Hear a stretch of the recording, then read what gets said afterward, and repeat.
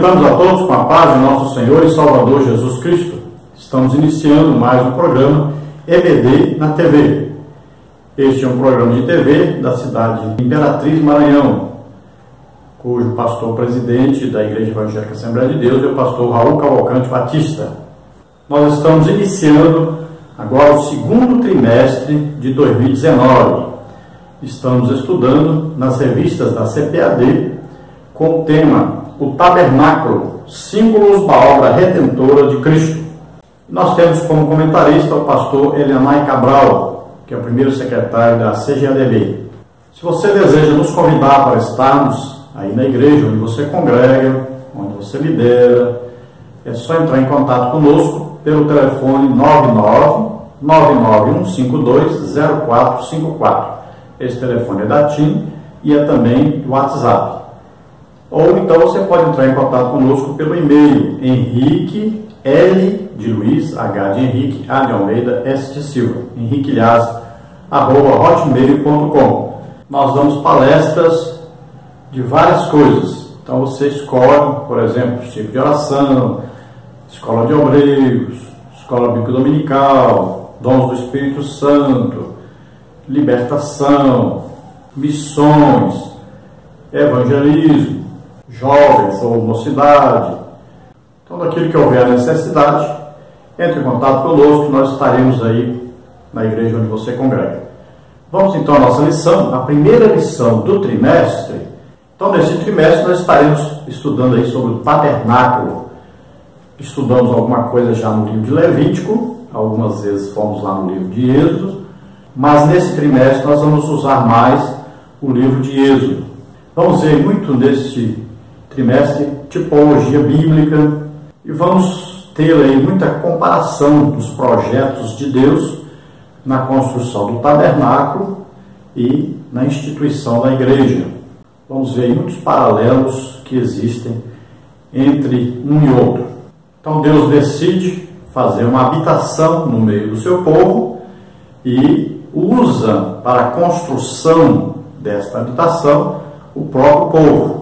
Então a construção desse tabernáculo não foi ideia do povo, foi ideia do próprio Deus. E a construção do tabernáculo trouxe ao povo de Israel a ideia da unidade, da santidade, comunhão que eles deveriam ter entre si e principalmente com Deus. Além do tabernáculo, seria então oferecida a expiação pelo pecado do povo, o que é o tipo do sacrifício de Jesus Cristo por nós na cruz, fazendo a expiação pelos nossos pecados. Durante então o estudo das lições, nós vamos conhecer bastante coisa sobre o tabernáculo, que depois parou de existir e passou a existir o templo construído por Salomão, depois reconstruído por Zorobabel e depois reconstruído por Herodes. E provavelmente será também destruído durante a Grande Tribulação e reconstruído no milênio, com o governo do próprio Cristo. E dentro dessa área de simbologia, tipologia, eu gosto muito de pensar no tabernáculo como se fosse o corpo humano de cada um de nós. Então, o tabernáculo tinha ali átrio, tinha lugar santo, tinha santo dos santos. Assim, o corpo humano tem o corpo, aí tem a alma e tem o espírito. Então, átrio simbolizando aí o corpo, lugar santo simbolizando a alma, santo santo simbolizando o espírito. E mais para frente, durante a lição, nós podemos falar mais detalhes sobre isso. Então, a nossa lição número 1 tem como título Tabernáculo, um lugar da habitação de Deus. O nosso textual, você vê aí, diz assim: E me farão um santuário e habitarei no meio deles. Êxodo 25:8. Então veja que Deus dá a ordem para os israelitas, os hebreus, fazer então um tabernáculo. E ele diz: Eu habitarei no meio de vós. Era o povo já estar com Deus, Deus mesmo morando dentro deles, através do Espírito Santo, como acontece conosco hoje.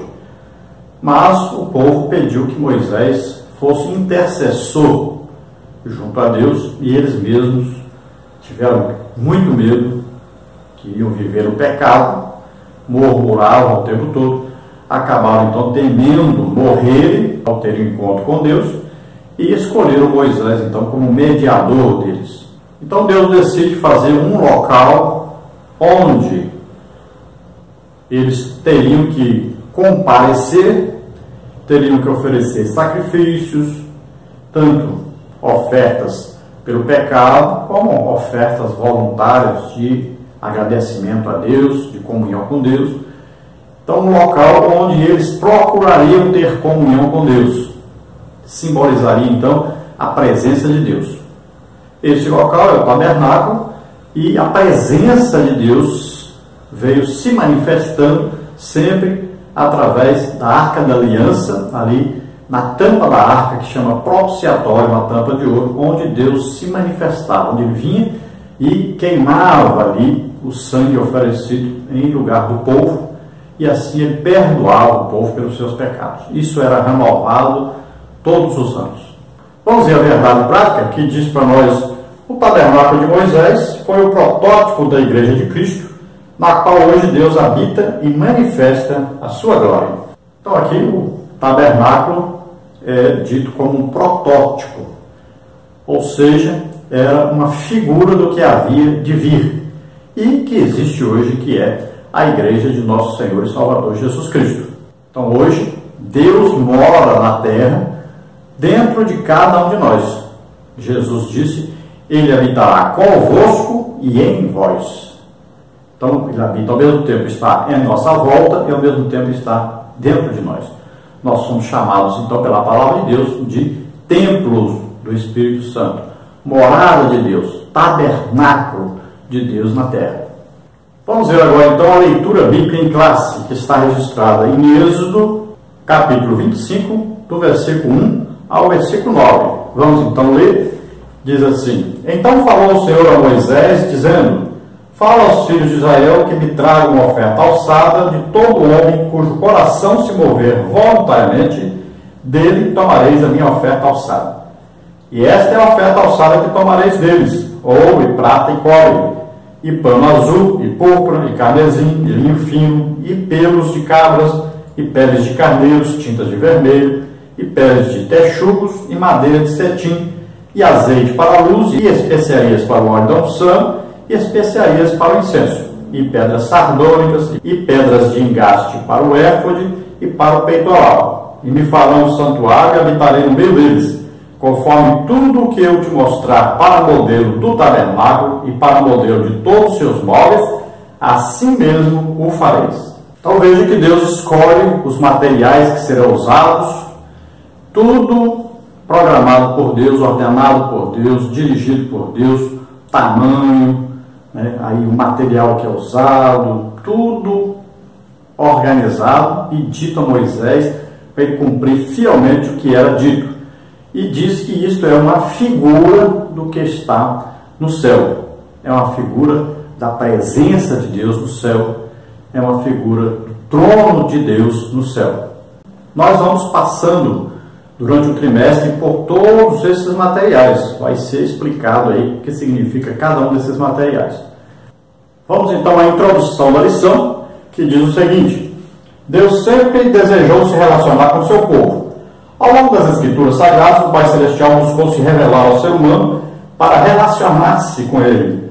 Deus é um ser pessoal. Nesta primeira lição, veremos que o tabernáculo foi construído para que Deus habitasse nele e se encontrasse com o seu povo. Assim compreenderemos que esta construção requereu a participação humana por meio de ofertas voluntárias, que esse projeto veio da mente de Deus e que há uma relação tipológica entre o tabernáculo e a Igreja de Cristo.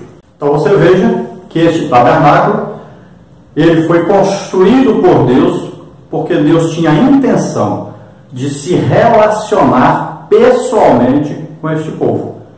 Essa sempre é a intenção de Deus, é de ter um relacionamento pessoal. Então, por exemplo, quando você de madrugada vai orar, aí entra no seu quarto, vai orar, você deve buscar conhecer mais de Deus, se aproximar mais de Deus, ter um diálogo com Deus, falar com Deus, ouvir Deus falar com você, ter aí um momento de intimidade com o Pai. Não é só aí começar a falar. Não. Tente ter ali uma comunhão íntima. Tente falar com uma pessoa que está aí ao seu lado, que está pertinho de você, que conhece você a fundo, sabe os seus desejos, intenções e quer se relacionar. Deus deseja se relacionar conosco. Então, antes de nós querermos, Ele quer muito mais. Então, Deus vem e, na procura dessa intimidade, dessa aproximação com o ser humano que Ele ama tanto e provou que ama, dando seu filho para morrer por nós, então Ele vem e ordena que se construa um tabernáculo. E ali Ele vai se manifestar no meio dos homens que Ele escolheu, da família que Ele escolheu, a família de Abraão, para dessa família nascer Jesus Cristo. Então, como o relacionamento é pessoal, Ele quer que o povo participe da construção desse tabernáculo. Então, o povo vai dar ofertas voluntárias, e essas ofertas devem ser dadas sempre com o coração limpo, com vontade, desejo de servir a Deus, não para receber alguma coisa em troca, mas é uma adoração prestada a Deus. É um sentido como Paulo manda para as igrejas, dizendo: olha, eu vou mandar à frente aí os irmãos para falarem com vocês a respeito das ofertas. Então ele sabia, já tinha mandado avisar que eles iam dar ofertas, mandar para Jerusalém, estava passando necessidade, mas ele queria que fosse explicado: olha, as ofertas devem ser dadas por amor, sem nenhum motivo de querer troca com Deus, sem ser assim de má vontade. Então tem que tomar muito cuidado com ofertas e dízimos, tem que tomar cuidado com isso. Não pode ser forçado, não pode ser obrigado, não pode ser de má vontade, não pode ser com tristeza. Tem que ser uma coisa feita com alegria, com desejo de servir a Deus, de adorar a Deus, com fé, porque aqueles que se aproximam de Deus precisam ter fé, confiar que Deus cuida de nós, que Deus quer encontrar-se conosco, ter um relacionamento íntimo conosco, e esse relacionamento sempre é de amor. E Deus, ao mandar construir o tabernáculo, também está colocando na mente do povo a vinda do seu Messias, do seu Salvador, Jesus Cristo. Então, através do tabernáculo e as peças, do tabernáculo, os sacrifícios do tabernáculo, Ele vai colocar então na mente daquele povo o seu Filho Jesus, que viria governar sobre eles, que viria para salvá-los dos seus pecados. Então aí toda uma tipologia entre o tabernáculo e a igreja de Jesus Cristo. Desta lição então veremos os seguintes tópicos e os seguintes subtópicos. No tópico 1, a parceria de Deus com o seu povo para a construção do tabernáculo. Subtópico 1, por que construir o tabernáculo no deserto? Subtópico 2, a materialização da obra de Deus. Subtópico 3, 3 verdades bíblicas que o ofertante deve saber.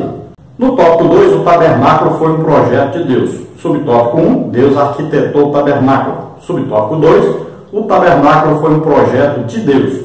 Subtópico 3, o plano térreo do tabernáculo. No tópico 3, nós temos a relação tipológica entre o tabernáculo e a igreja. Subtópico 1, a importância dos aspectos tipológicos do tabernáculo.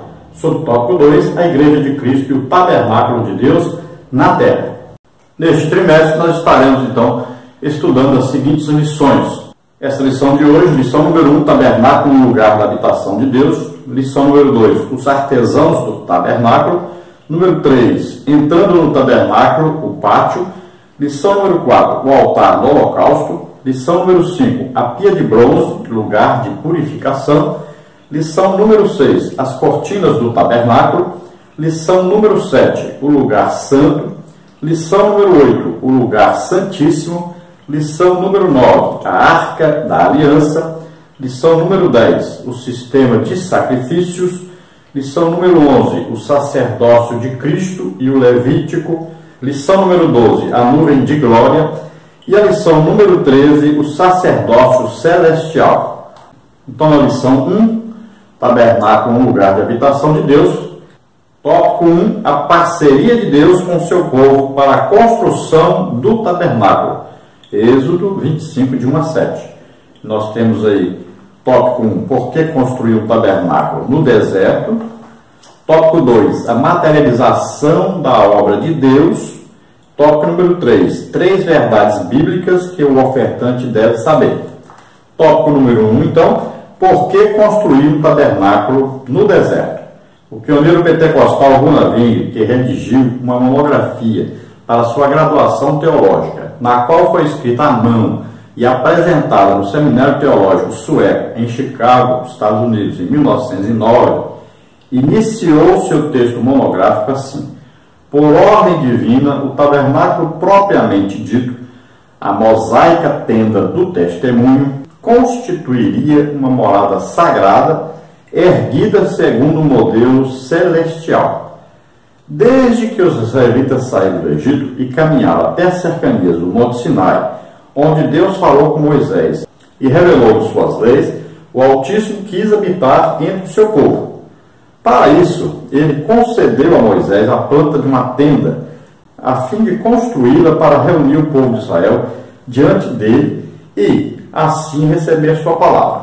Essa tenda, denominada tabernáculo, era de caráter provisório, pois podia ser armada e desarmada durante a caminhada israelita pelo deserto. Entretanto, conforme escreveu Gunaving, a razão principal de sua existência era de servir como uma morada sagrada, o lugar de encontro entre Deus e seu povo. Então, o nosso querido missionário, que foi pioneiro, que foi quem abriu, junto com Daniel Berg, a Igreja Evangélica Assembleia de Deus no Brasil. Antes não tinha esse nome, começaram lá na Igreja Batista, e chegamos ao que estamos hoje, graças a Deus. Então, veja bem, ele, ao fazer um curso de teologia lá nos Estados Unidos, em Chicago, ele vai fazer uma monografia, que é a obrigação de todo aquele que quer fazer um curso teológico, vai ter que passar por uma monografia. Ele, então, nesta monografia, falando sobre o tabernáculo, primeira coisa, ele diz que o tabernáculo foi construído por uma ordem divina. Então, Deus que deu a ordem para construir o tabernáculo, que também é chamado de tenda da congregação, é também chamado de tenda do testemunho. Então ele escreve que foi construída com o objetivo de ser morada sagrada, que Deus diz: habitarei no meio do povo, então junto com o povo, E também, se nós colocarmos aí esse meio como geográfico, não tem problema, porque a tenda foi construída exatamente para ficar no centro de todas as habitações de Israel. Quando se acampava, a tenda ficava no meio das congregações, todos em volta, tudo em ordem, como você vê na Bíblia, dizendo a ordem das congregações, das tribos, e a tenda ficava no centro mesmo. É evidente que Deus queria, dizia aqui, meio do povo. Deus queria estar, na verdade, nem no meio do povo, ele queria estar dentro do povo, como mora hoje em nós. Mas veja que Jesus disse que ele habitará convosco e em vós, quando falou a respeito do Espírito Santo. Do mesmo jeito, lá era para ser assim. Deus habitaria em volta, com o povo e dentro do povo. Então, sempre foi o desejo de Deus estar em comunhão conosco. E Gunaving também completa dizendo que era segundo o modelo dado por Deus, o modelo celestial. Então, a inspiração é celestial. Era construir algo que existe no céu. Então, Deus chamou Moisés e disse como fazer, o que fazer, deu a visão de como fazer, tudo detalhadamente. Então, a tenda teve que ser construída de maneira que pudesse ser transportada. Não era para ficar fixo em um local apenas.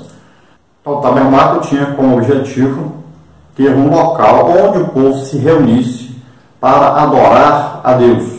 Subtópico 2, a materialização da obra de Deus. O projeto de Deus teve origem no céu e se materializou na terra por meio de seus filhos. A construção do tabernáculo se efetivou mediante a participação do povo de Deus através de ofertas alçadas e voluntárias, como ouro, prata, cobre, pano azul, púrpura e carmesim. A obra de Deus requer parceria humana. No tempo da graça, o princípio da manutenção da igreja local é o mesmo. O dízimo e as ofertas alçadas são para o sustento das necessidades que envolvem uma igreja. Projeto de construções de templo, de sustento de obreiros, de evangelização, de ações sociais, de educação cristã. Em vez de cultivarmos uma postura contrária, deveríamos voluntariamente ofertar a obra de Deus como fruto de gratidão e reconhecimento de suas bênçãos em nossas vidas. 2 Coríntios 9, 7. Lá no céu, a presença de Deus, o trono de Deus, tudo ali, teve uma representação a partir daquele momento na terra. Então, materializou-se, quer dizer, se tornou matéria, né? Aqui física, lá no céu tudo é espiritual, mas aqui na terra é material. Então, foi construído um tabernáculo. Agora, para se construir o tabernáculo, era necessário materiais também, o quê? Físicos, né? Materiais da terra. Então, aí ouro, cobre, né? Aí os tecidos, aí peles de animais, de golfinho, né? O texugo. Então, várias coisas. Então, para se conseguir isso, Deus poderia ter mostrado a Moisés e dado a Moisés facilmente isso. Se ele mandou os animais irem até a arca, poderia mandar os animais necessários e ir até Moisés. Mas ele queria o quê? A participação do povo. E essa participação tinha que ser de maneira o quê? Voluntária, com alegria, com desejo de fazer alguma coisa para Deus. E o povo correspondeu positivamente. O povo alegremente contribuiu. Moisés teve até que mandar parar de tanta coisa que o povo veio trazer para ofertar. Então aqui fala de uma oferta alçada. O que é oferta alçada? É uma oferta que já tem o seu destino próprio. Então, por exemplo, se você chegar no seu pastor e dizer assim: ó pastor, eu notei que aqui está precisando de uma mesa nova, então você vai doar o dinheiro para ele comprar uma mesa, ou pode doar a própria mesa. É uma oferta alçada, é para aquele objetivo, para aquela coisa que você está determinando. Não pode ser usado esse dinheiro em outra coisa, é para aquilo que você está ofertando para aquilo. Assim como nós temos as ofertas para missões, é uma oferta que não pode ser usada para outro objetivo, é uma oferta para missões, só pode ser usada em missões. Então nós estamos no tempo da graça, temos a igreja. A igreja, ela precisa construir prédios, pagar as contas de energia, de água, de telefone, pagar os obreiros, né? Dignamente, dar um salário digno para os obreiros que se dedicam à obra de Deus. Uma igreja onde o seu pastor trabalha fora, o que acontece? As pessoas não são visitadas em suas casas, mesmo que estejam doentes, não são pessoas visitadas nas prisões, nos hospitais, não há aconselhamento para casais, para as famílias, não há o trabalho correto de evangelização. Toda a igreja é prejudicada porque o seu pastor está trabalhando para se sustentar, ao invés de ser sustentado pela igreja como deve ser. Tem gente que fala: mas o Paulo trabalhava, o apóstolo Paulo não era pastor, ele não dirigia a igreja, ele abria igrejas. Então tome cuidado com isso.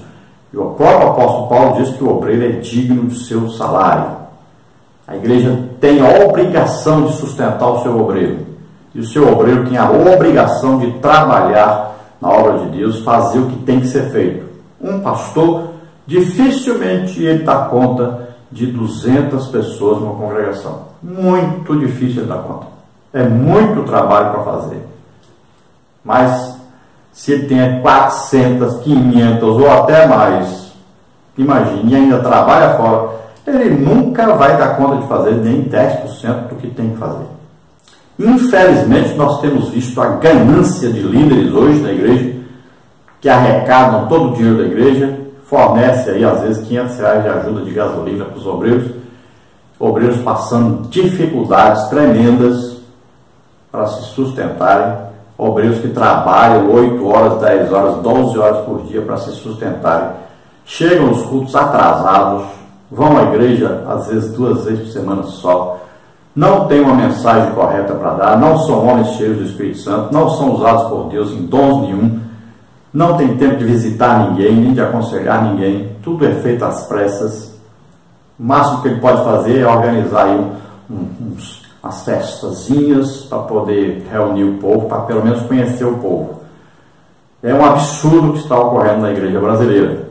Dinheiro está sendo mandado até para fora do país, colocado aí em paraísos fiscais, pastores milionários, enquanto a igreja está passando dificuldade, enquanto a igreja está abrindo aí uma igreja grande, às vezes abre 2, 3, 4 congregações por ano só, em espaços imensos, com as seitas invadindo, tomando de conta, porque o dinheiro está sendo desviado para outro lugar. Inclusive, muito dinheiro de missão está sendo desviado para outras coisas, para enriquecimento próprio de líderes, ao invés de estar sendo aplicado na obra de Deus. Temos que mudar isso, deve haver maior fiscalização da igreja, deve-se ter uma equipe da igreja que não sejam pastores para poder fiscalizar esse trabalho. Infelizmente, é necessário. Subtópico 3, 3 verdades bíblicas que o ofertante deve saber. Primeiro, a oferta foi um plano de Deus para o sustento de sua obra. No Antigo Testamento, há uma promessa de bênçãos materiais para os que reconhecessem essa verdade.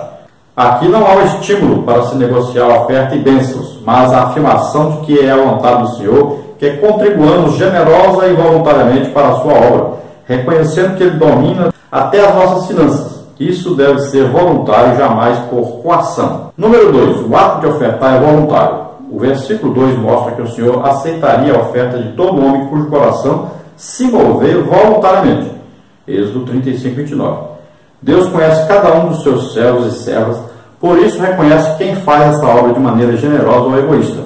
Jamais nosso Senhor aceitaria ofertas por coação, mas Ele deseja ver em nós uma atitude voluntária e amorosa, porque dou-lhes testemunho de que, segundo as suas posses, e ainda acima das suas posses, deram voluntariamente. 2 Coríntios 8, 13.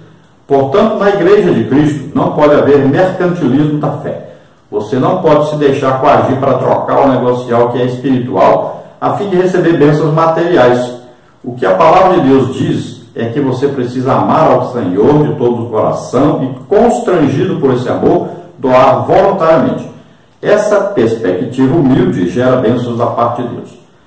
Número 3, fidelidade ao Senhor trará abundância. A Bíblia nos ensina que quem é fiel no pouco será muito recompensado. Mateus 25, 21. Moisés foi um líder que compreendeu bem essa verdade e a viveu, pois o povo trouxe tanta oferta em ouro, prata, cobre, pedras preciosas e madeiras, que encheram os depósitos e disseram a Moisés: o povo traz muito mais do que é necessário para o serviço da obra que o Senhor ordenou. Êxodo 36, 5. Seja fiel ao Senhor. Então, número 1 aí, a oferta foi plano de Deus para sustento da sua obra. Então, ali o povo precisava trazer materiais para doar para a construção do tabernáculo.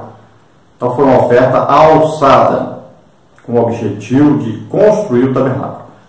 Então, trouxeram a oferta para isso. Número 2, o ato de ofertar é voluntário. Então, veja só, a oferta é voluntária, ninguém pode ser obrigado a ofertar.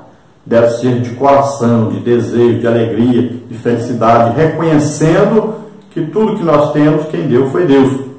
Eu vou dar para Deus tanto e Ele vai me dar tanto. Eu vou dar para Deus aí R$1.000 e Ele vai me devolver 100 vezes mais. Né? Lá na Bíblia não diz isso. A Bíblia diz 100 vezes mais em que? Em casas, igrejas, né? Irmãos, irmãs. Né? Então tem que tomar cuidado. O Novo Testamento é uma coisa, o Antigo Testamento outra coisa. No Antigo Testamento as promessas são materiais.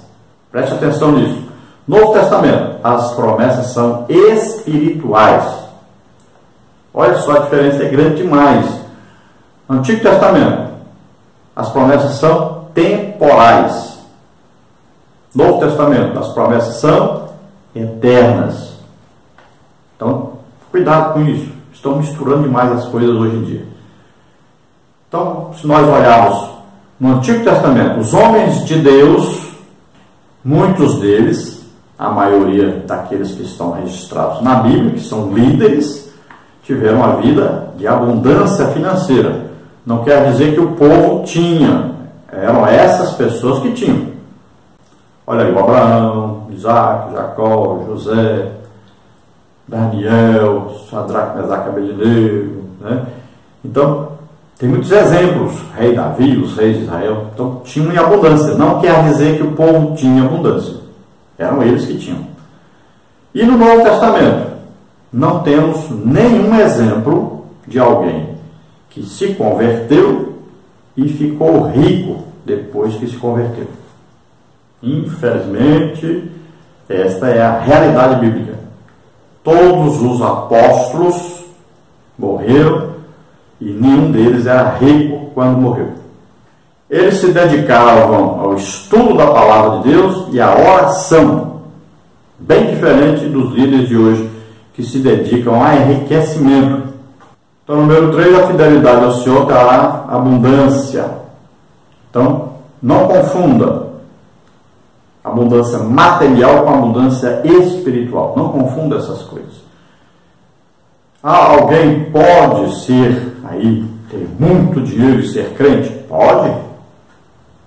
Pode e deve. Porque ele vai ser o quê? Canal de Deus para abençoar as pessoas. Olha aí. A prosperidade bíblica significa isso. Ter em abundância para abençoar os outros. Então, desce verticalmente e sai horizontalmente. Então, você é apenas o quê? O canal de Deus para abençoar os outros. Não é você um canal de Deus para se enriquecer e guardar nos bancos, em casas, mansões, fazendas, aviões e tudo e tal. Não. Canal de Deus para abençoar os outros. Vem e passa por você a bênção. Essa é a prosperidade bíblica. Então, busque o reino de Deus. As outras coisas que você precisar, Deus vai conceder. Existem pessoas que Deus escolhe para serem canais. São pessoas que gostam de ajudar os outros. Então, são canais de Deus para abençoar as pessoas. Então, se você quer ser assim, comece a doar. Comece a ajudar as pessoas. Então, você será canal de bênçãos materiais.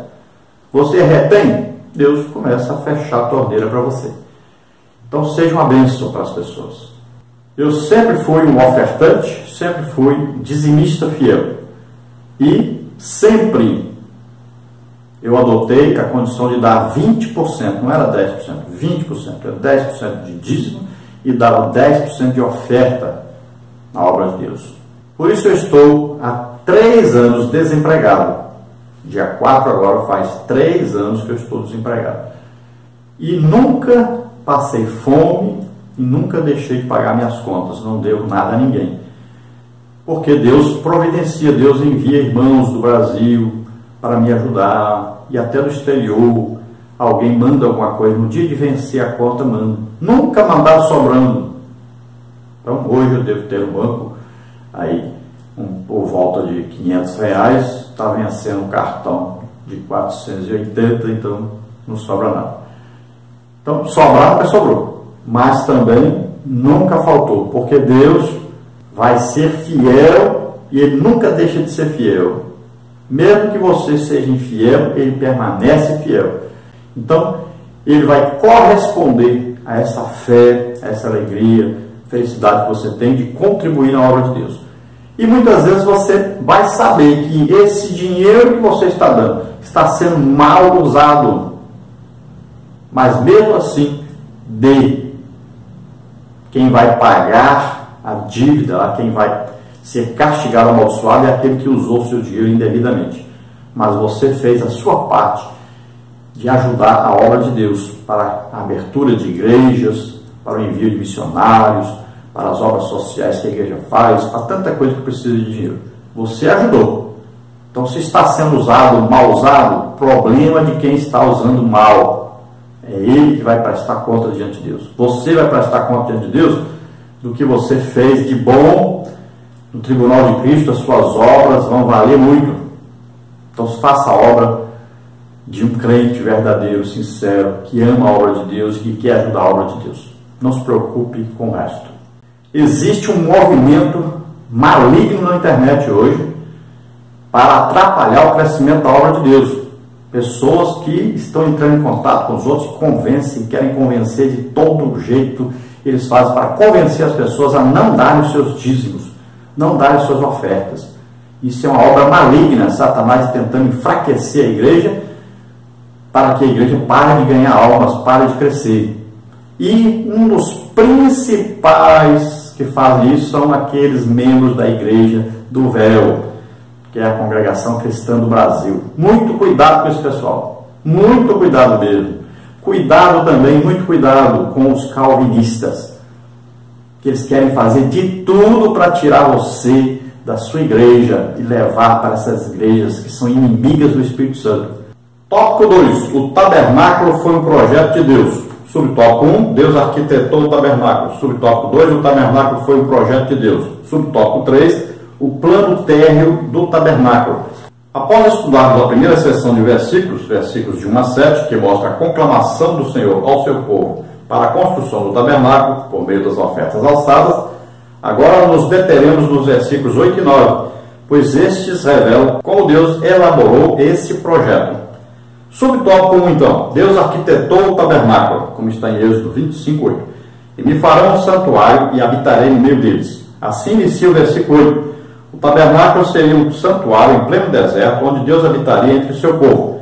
Desde o início é perceptível o caráter provisório do projeto divino, pois o povo de Deus não faria uma peregrinação perpétua no deserto. Deus elaborou a engenharia, arquitetou toda a construção do tabernáculo, dando a Moisés a relação dos materiais que deveriam ser utilizados. Por meio do legislador de Israel, Moisés, o Senhor conduziu seu povo desde a saída do Egito até o Monte Sinai. Nesse monte, ele revelou-se a Moisés e aos 70 anciãos do povo, bem como a Arão, Nadab e Abiú, que viram a glória de Deus. Êxodo 24, 9 a 11. Ali a glória do Senhor estava presente e uma nuvem cobriu o monte. O aspecto da glória do Senhor era como um fogo consumidor no cume do monte. Êxodo 24, 15 a 17. Por 40 dias e 40 noites, Moisés entrou no meio da nuvem e subiu até o cume do monte para ouvir a Deus. Êxodo 24, 18. Ali o Altíssimo deu a Moisés as diretrizes para construir o lugar onde ele habitaria. Então Deus diz: construirão então um santuário e eu habitarei no meio deles. Veja bem que a intenção de Deus, então, habitar no meio do povo, e vai usar para isso o líder Moisés, os 70 anciãos e os sacerdotes, Arão e seus 2 filhos, Nadab e Abiú.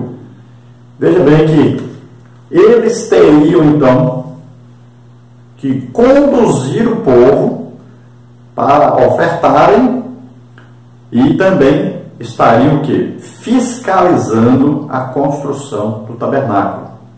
Deus escolheu até quem ia ser usado para fazer as peças do tabernáculo. Olha só, tudo organizado.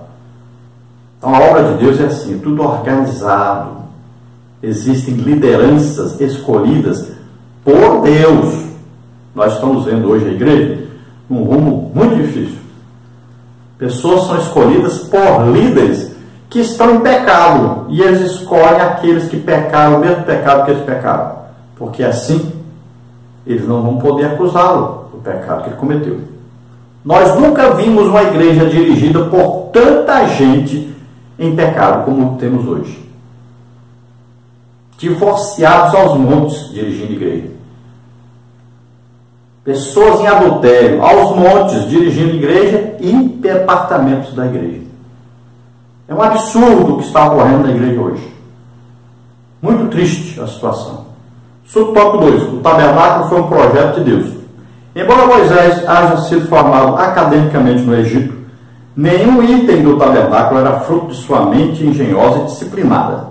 Recebendo instruções diretas de Deus, Moisés persuadiu o povo hebreu a construir o tabernáculo, pois este era o projeto celestial. O Pai desejava habitar entre os homens e derrubar a parede de separação erguida pelo pecado no Éden. Ele queria fundir o céu com a terra. Esse projeto glorioso só alcançaria o objetivo máximo na encarnação e crucificação de Jesus Cristo, seu amado Filho, na plenitude dos tempos.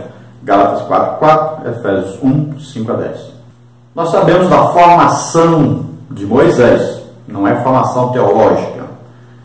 Aqui, Moisés foi treinado no Egito, ele era, além de um bom soldado, lutava bem, conhecia muita coisa sobre medicina, sobre botânica, as línguas dos povos, construções, as construções do Egito são famosas no mundo inteiro. Então ele entendia de construção, então ele aproveitou isso sim. Ele poderia o quê? Olhar de maneira diferente dos outros. Ele olhava da maneira que ele olhava no Egito. No Egito ele foi criado como se fosse para ser um faraó. Então ele supervisionava os trabalhos do Egito e as construções também. Então aqui ele vai supervisionar esse trabalho. Então aquele conhecimento, aquela visão que a pessoa precisa de conhecer tudo em geral, de olhar assim e ver tudo que está acontecendo e não apenas um detalhe. Então Moisés tinha isso, ele aprendeu isso. Então Deus usou Moisés com esta sabedoria, inteligência que ele tinha para organizar as coisas, para ter ali a visão do que precisava fazer mais urgente, o que precisava colocar ali hoje, deixar aquilo ali para amanhã e tal, organizar o povo no trabalho. Tudo isso Moisés tinha essa capacitação e era Deus que havia treinado ele, nem sabia disso, mas tudo foi plano de Deus. Então havia ali um projeto e esse projeto ele foi executado fielmente depois através de Jesus Cristo, e esse projeto tinha por finalidade trazer à existência a igreja. E esse tabernáculo físico, que é uma construção, depois passou a ser um templo construído, depois veio Jesus como o templo de Deus, e ele até disse: vocês destroem esse templo, em 3 dias eu reconstruo. Estava falando do templo do seu corpo. Então Jesus foi o templo do Espírito Santo. E Jesus fez o quê? Quando ele morre, ressuscita, ele faz o quê? Ele faz de nós, cada um de nós, membro da igreja, um templo de Deus na terra. Olha só, existia um templo. Existia antes um tabernáculo, depois existia um templo, depois Jesus só, que era templo do Espírito Santo. E depois o que acontece? Jesus, ao morrer e ressuscitar, ele envia o Espírito Santo, que o Pai enviou através dele. E todos nós agora somos templo do Espírito Santo. Então hoje existem milhões de templos do Espírito Santo na terra, milhões de templos de Deus na terra. Olha que coisa fantástica, maravilhosa. Glória a Deus, aleluia. Subtópico 3, o plano térreo do tabernáculo, 25:9. O plano térreo do tabernáculo continha um espaço físico de 100 por 50 côvados, aproximadamente 50 por 25 metros, uma vez que um côvado equivale de 45 a 50 centímetros, pois a medida do côvado naqueles tempos era a distância entre o cotovelo e a ponta do dedo médio de um homem. Então o plano aí começa com a letra A, o pátio. Esse espaço do tabernáculo era chamado átrio ou pátio, e era fechado por uma cerca feita de cortinas de linho fino torcido, presas por ganchos e pinos em pilares de madeira de acácia. Êxodo 27:18. Letra B aí, o altar dos holocaustos, ou dos sacrifícios. No espaço externo, dentro do átrio, desde a porta de entrada, havia o altar de bronze ou cobre, onde eram feitas as ofertas queimadas e principalmente onde era feito o sacrifício pelos pecados do povo. Êxodo 27, de 1 a 8, 38, de 1 a 6. Letra C, a pia de bronze ou cobre. Havia também uma bacia de bronze ou cobre para que os sacerdotes lavassem as mãos e os pés antes de entrarem no interior do tabernáculo. Êxodo 30, 18 a 21, 38 a 8. Letra D, a tenda do testemunho. O tabernáculo, propriamente dito, era a parte interna e ficava dentro do pátio, composto por 2 partes, o lugar santo e o lugar santíssimo, ou santo dos santos. Letra E, o lugar santo.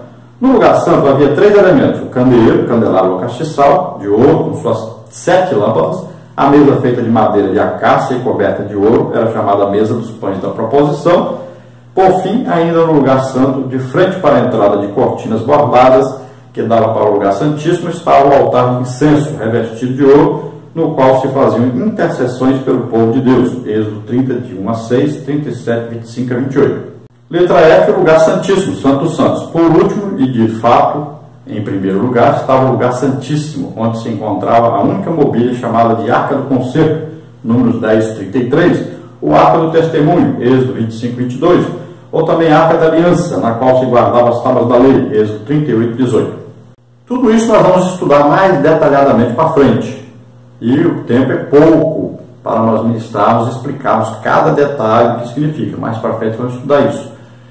Vamos ver então, o básico aqui é saber o seguinte: 50 por 25 aproximadamente, aí a área, né, onde estava o tabernáculo.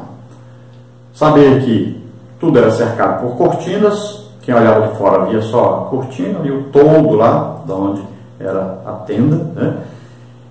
Então a parte física, a pessoa só enxergava aquela parte ali de fora. Assim como nós olhamos para as pessoas, só enxergamos lá de fora, o exterior. Nós não enxergamos a alma e o espírito das pessoas. Então, ali, quando você entrava, você via, e você pode seguir aí, nós estamos colocando aí as figuras para você olhar, e veja bem, aí tem o altar de sacrifício ou de holocausto, aí onde eram oferecidos animais. Esse local aí simboliza a cruz, onde Jesus se deu, o Cordeiro de Deus que veio tirar o pecado do mundo, deu a vida ali.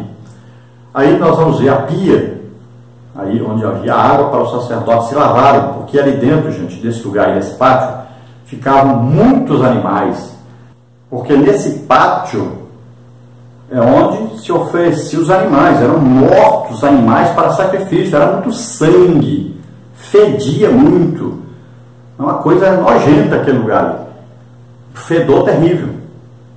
Então ali eram mortos, e quando se matavam mais de 1000 animais, imagine, trabalhão terrível, sacerdotes ali, os levitas arrumando, limpando, era uma confusão de gente, de trabalho, e oferecendo sacrifícios. Então, um trabalho muito grande que se tinha ali. E significa para nós o quê? A caatinga, o fedor do pecado do ser humano diante de Deus.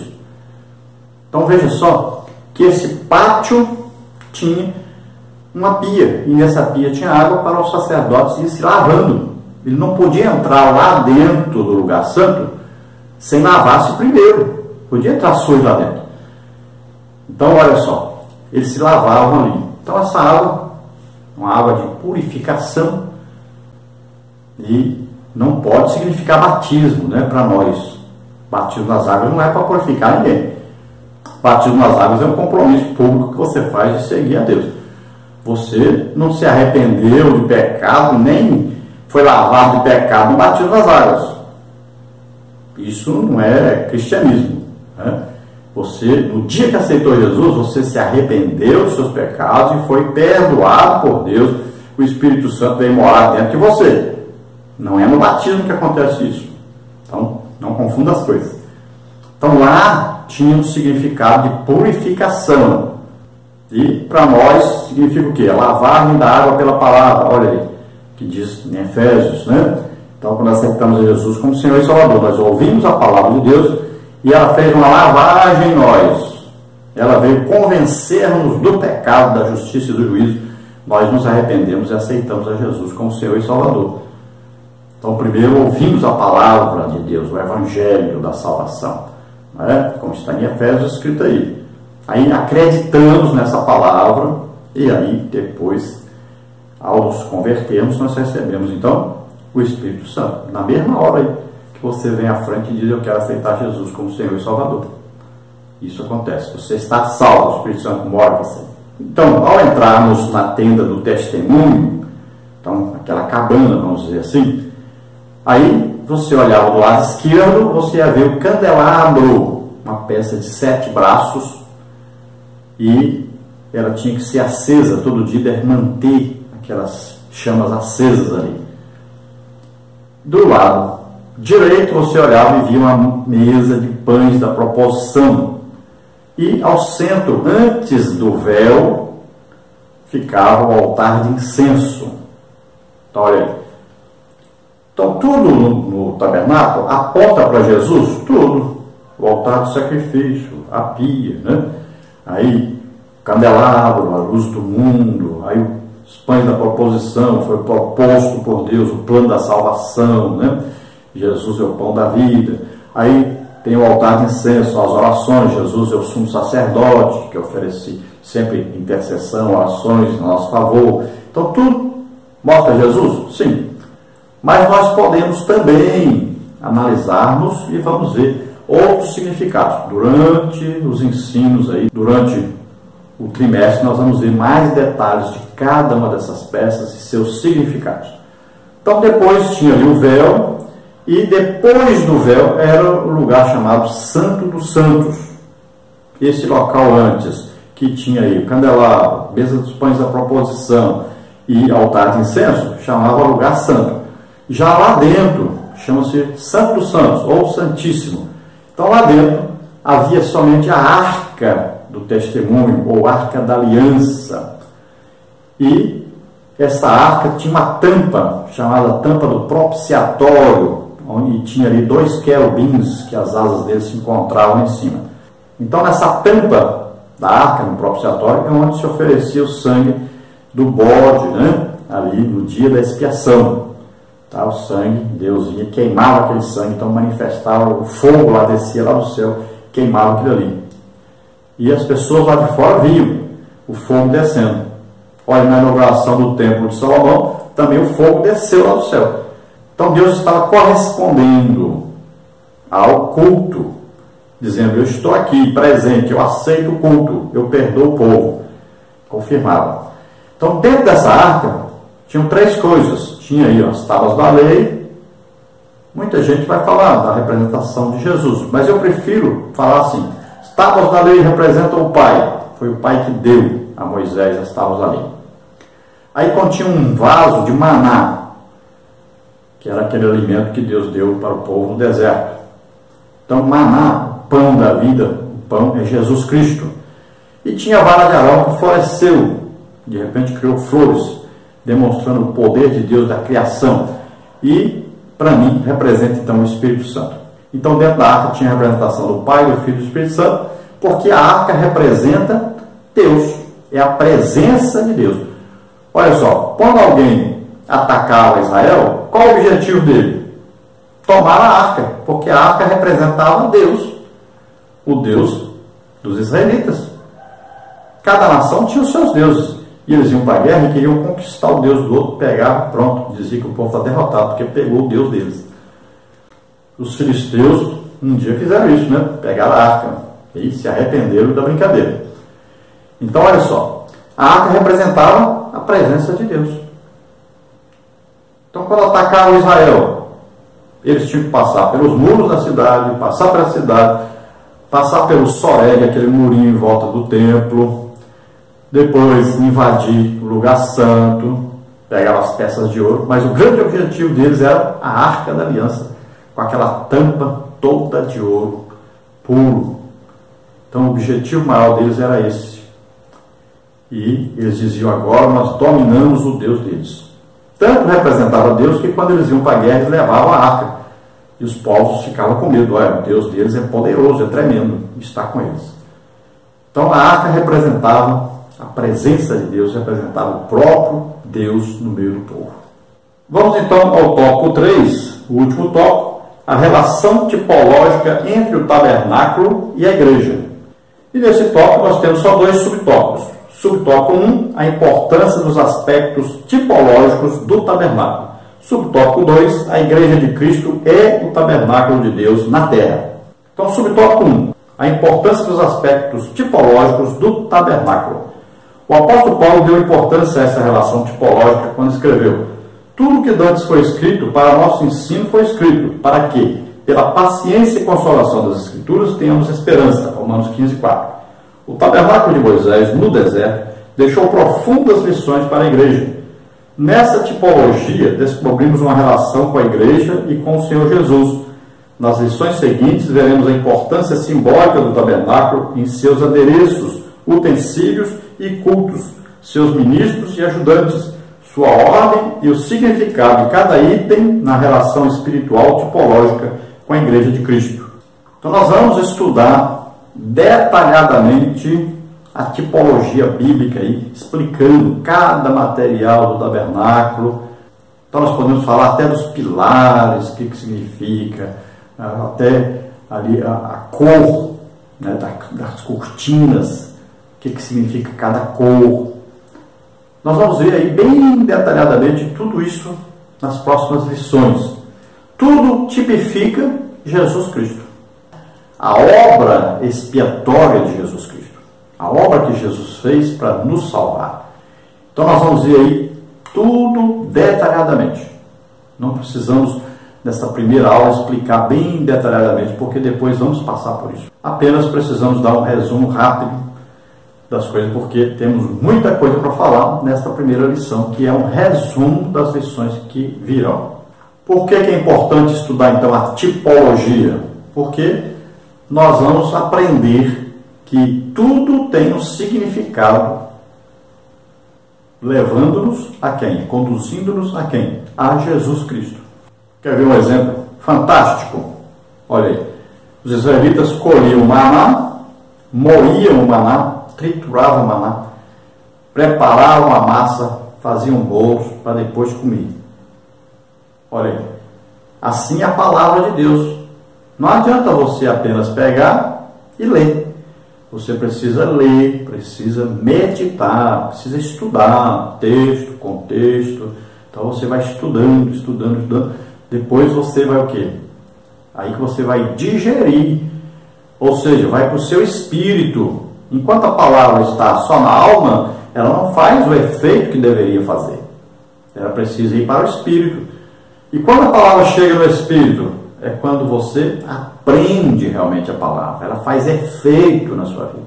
Então, por exemplo, você pode passar às vezes 1 ano, 2 anos, 10 anos estudando a palavra de Deus, lendo sobre curas. Mas, de repente, num dia, você lê e aquilo bate e você, fui curado. Então a palavra passou para o Espírito. Ela tomou vida agora. Entendeu? Isso é impressionante, é maravilhoso. Tudo tem então o seu significado. Vamos ver então agora sobre o tópico 2. A Igreja de Cristo é o tabernáculo de Deus na terra. O tabernáculo e o templo de Salomão simbolizam a Igreja de Cristo edificada para a morada de Deus em Espírito, como está em Efésios 2:22. Alguns textos do Novo Testamento fazem da tipologia um modo de comparação entre o tabernáculo e a igreja.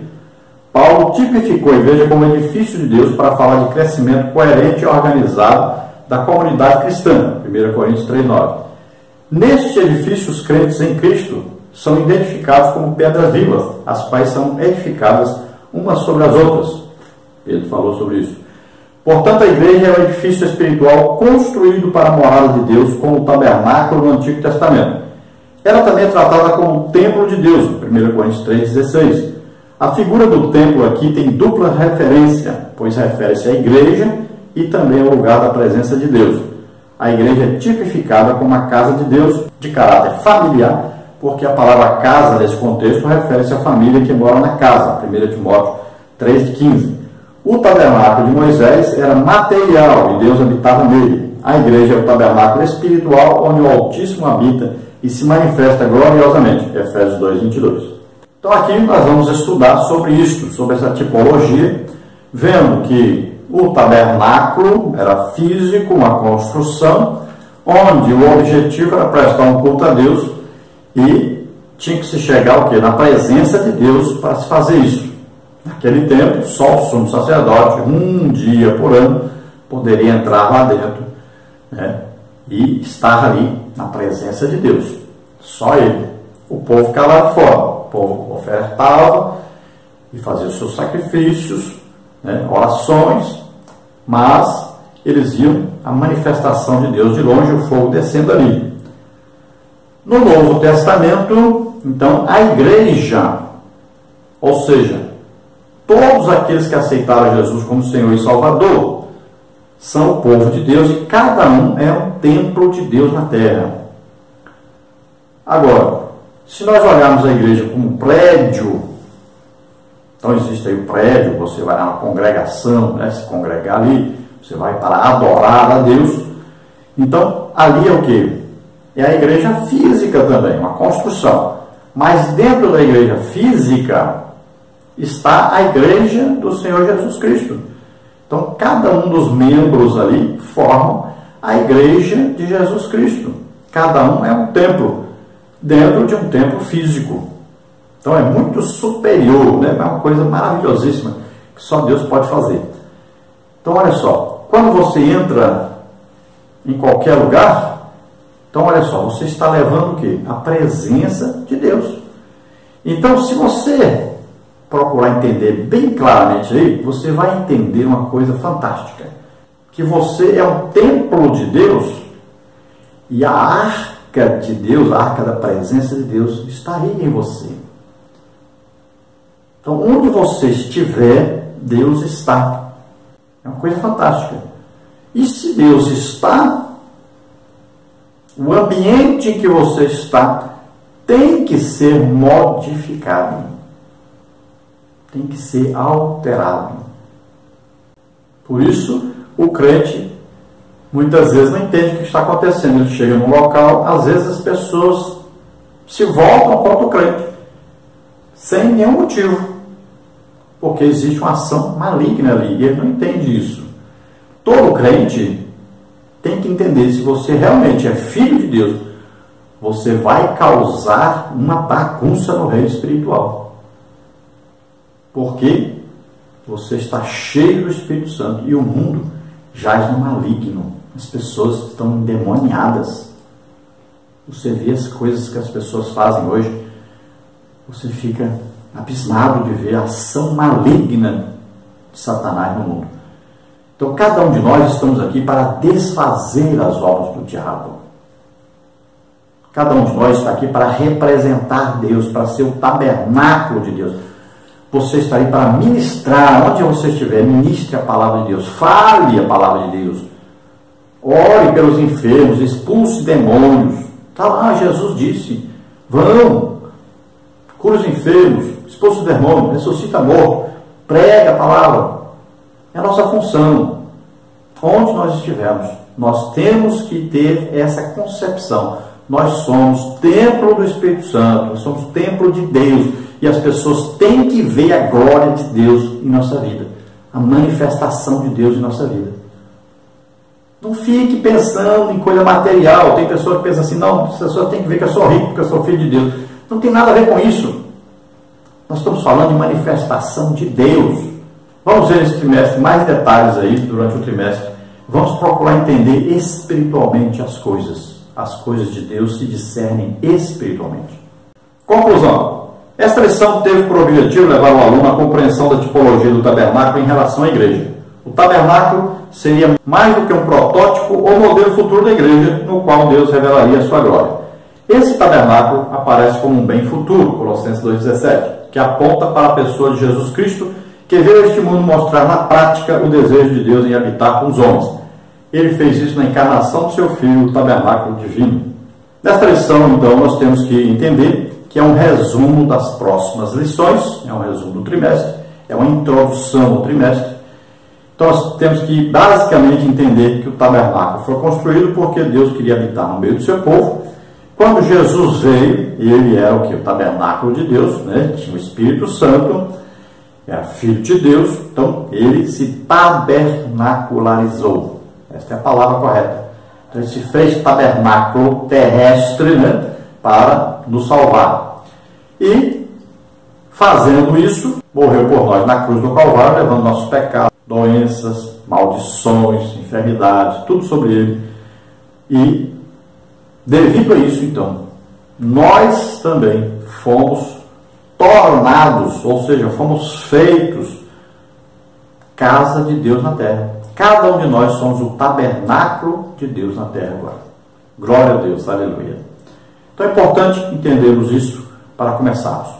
Vamos orar agora por você. Se você está ouvindo a palavra de Deus e você deseja entregar sua vida para Deus, é a sua oportunidade. Vamos orar e você recebe agora o perdão de Deus e a salvação. Se você está doente ou enfermo, nós queremos orar por você agora. Vamos orar. Pai querido, em nome de Jesus. Ora grande a la força, graça, microcelestes. Ajuda-nos, Senhor, a compreender os teus mistérios. Ajuda-nos, Senhor, a compreendermos a tua palavra. Ajuda-nos, Senhor, a ter o desejo de te servir. Pai querido, em nome de Jesus, salva, Senhor, agora as vidas que ouvem a tua palavra. Escreve seus nomes no livro da vida. Em nome de Jesus, eu repreendo toda doença e enfermidade. Solte agora essas vidas, em nome de Jesus. Toca, Senhor, neles. Vai, Senhor, com a tua unção poderosa. Toca, Senhor. Em nome de Jesus. Solta.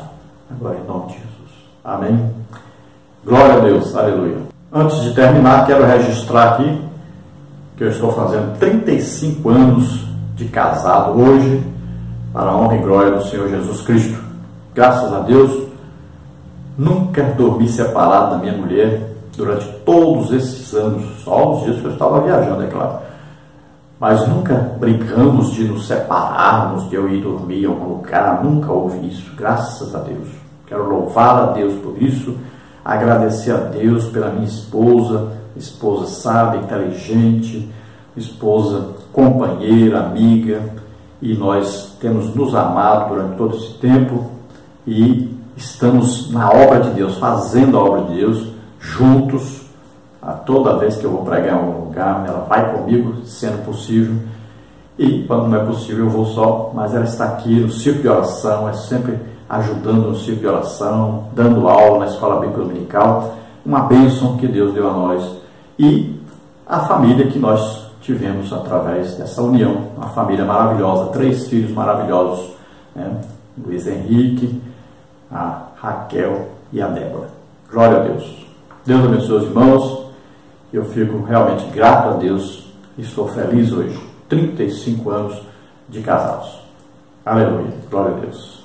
Quero aproveitar também para parabenizar o nosso pastor presidente, pastor Raul Cavalcante Batista, que fez aniversário dia 2 de abril. Deus abençoe grandissimamente. Continue abençoando o pastor presidente, que é um exemplo para o Brasil, como você pode perceber, como você pode testificar.